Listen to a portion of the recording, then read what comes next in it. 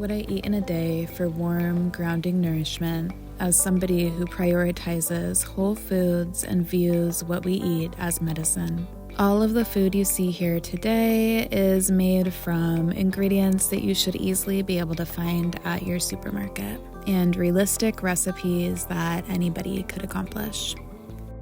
Making my own hemp milk. This is a simple recipe that I learned from Rebecca at Blumewomb. All you really need are hemp hearts and water. I like to add honey for sweetness and a little bit of vanilla bean paste. You simply throw all these ingredients into a blender and blend, strain, and then you have your own hemp milk that you can use for coffee, for baking, for oatmeal, or whatever else you see fit.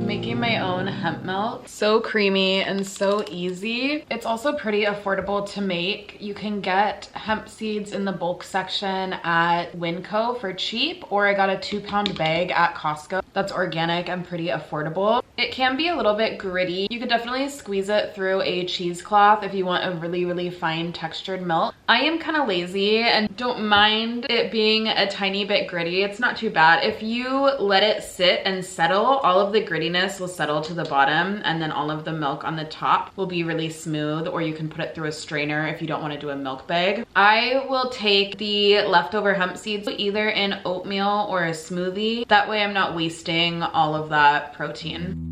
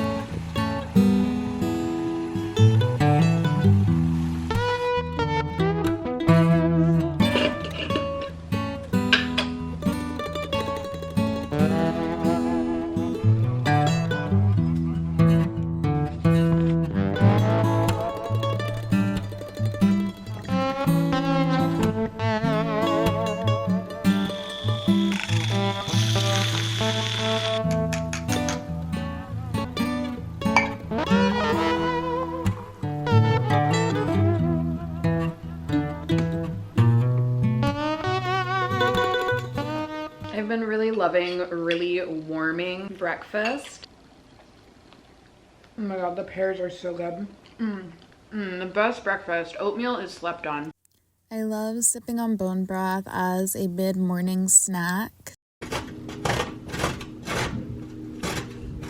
Making one of my favorite soups. Key ingredient in this is the ginger and the miso. That's what really adds the flavor. Start by heating the onions and garlic in some olive oil until the onions turn translucent. Unfortunately, today I just had a garlic instead of fresh garlic, but it's all about working with what you have on hand.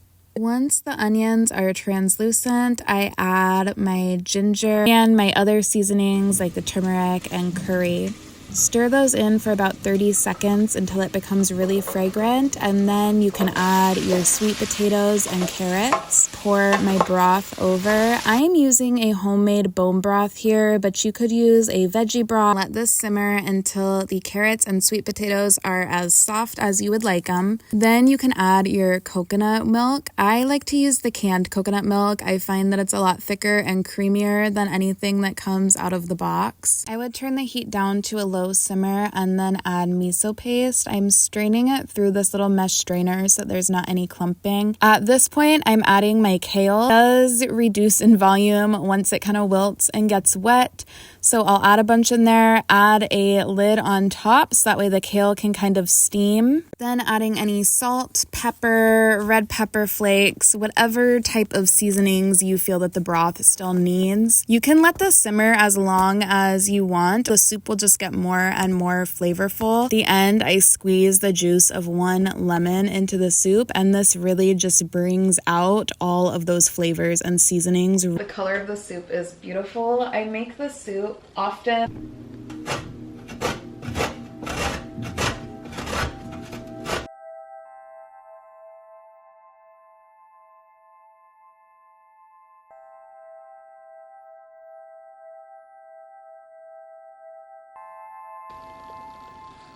I got pomegranate. I'm trying really hard to eat seasonally this year. Not always easy as a fruit lover, but pomegranates, mandarin oranges, and apples have been my go-to for a little snack.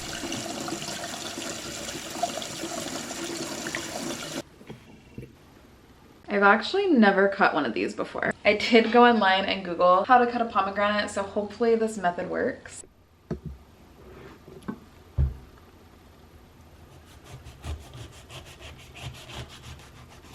Uh-oh, I don't think these are good. They're all black. I have 2 more, but now I fear that they might all be moldy. I got these on Instacart. Usually I pick out my own produce, but to be honest with you, I wouldn't know how to pick out a pomegranate anyway. This one has a soft spot, so I don't know. That looks better. I washed both these, so I feel like now I have to slice both of them. This also looks okay. I think both of these are okay. Oh, these look beautiful. So according to the internet, I'm going almost to the bottom, but not quite to the bottom. Wait, I feel like I need to take a picture of these because they look beautiful. This one is definitely a lot darker. Maybe these are riper. I think this is right. Wow. I'm so excited about this. Yum.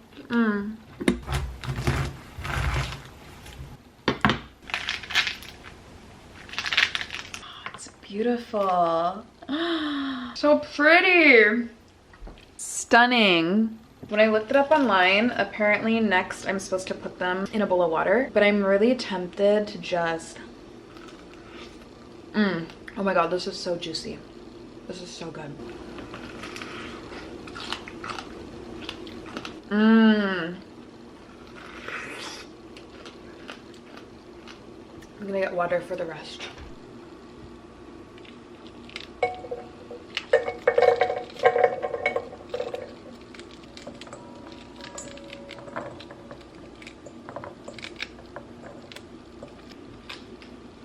I actually love using my hands to separate the seeds out of the pomegranate. There is a younger version of me that always wanted my food to be as fast and quick as possible. But as I've gotten older, I've come to really appreciate things that take more time and the forced ritual of slowing down before I get to all the fruit. The preparation of even simple foods like this sometimes feels like a meditation. It really brings me back into the present moment and back into my body as I take the seeds out of the fruit. You can go to almost any supermarket and buy pomegranate seeds that are already out of the fruit. Pulling them out makes me feel a deeper sense of gratitude for when I eat pomegranate that has been prepared and made ready by somebody else. Some of them are bruised. I'm just gonna cut those away. I also just think humans, we were meant to be doing work like this with our hands, at least while our hands are still able. It makes me think of the song by Cat Stevens called Moonshadow. 'Cause if I ever lose my eyes, all my colors just run dry. Oh, if I ever lose my eyes, oh, if I won't have to cry no more. You may be wondering what the hell that song has to do with pomegranates. I think taking all of these individual seeds out of the pomegranate has made me think of gratitude. There's a lot of work that goes into all foods, but often we get foods in, you know, from the supermarket. So it's super convenient even when you are cutting and taking them apart yourself. So I'm thinking of the gratitude of all the farmers, even of the soil, the seed, the little bees, little pollinators, that all makes food possible for us to eat. And the song Moonshadow to me feels like the song about living in gratitude even when things really aren't going your way. Moonshadow, moonshadow.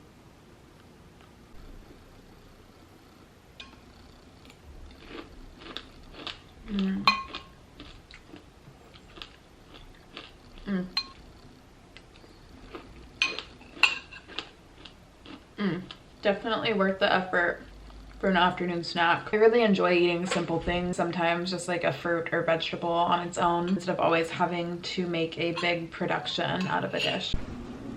I've been loving ending my evenings with a turmeric latte or golden milk. It's anti-inflammatory and really, really tasty. Always make sure to add black pepper when you're using turmeric because it helps your body to absorb it. I'm using coconut milk with mine tonight, but sometimes I will use almond milk too, just depending, and I love to add some honey to sweeten it. It's a really nice treat before bedtime that I've been looking forward to most days.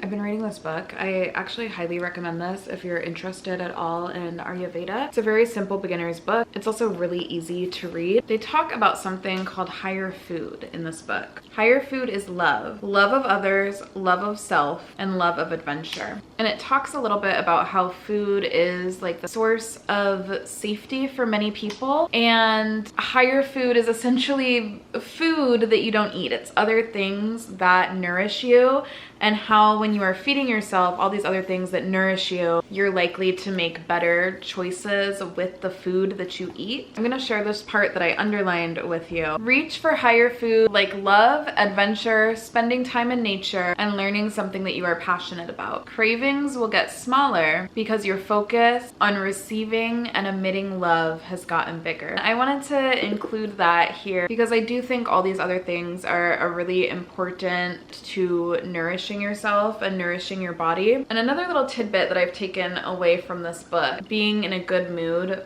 when you eat and consume your food, and how that helps a lot with digestion, and something that I want to be a little bit more mindful of while I eat. And while it's not in this book, I think cooking when you're in a good mood is also very important because you're literally putting your love into the food. And I do think that that energy is present, especially when you're cooking for other people and you're sharing that food with them. You want there to be love in that food rather than bitterness and anger. I think people can taste the love. I think of my sister makes the best cookies, and she has this one cookie recipe that she makes, and so many people have tried to make the same recipe, and we're like, it has to just be the love that Kara puts into these cookies. Like that, I mean, she's a phenomenal baker regardless, but that really is what it is that is setting these apart from anybody else making the same cookies. And I think about stuff like this a lot. So how can I make my food with more love? Love for myself and my vessel, love for whoever I am cooking for, and just appreciation and gratitude for where all of this food comes from.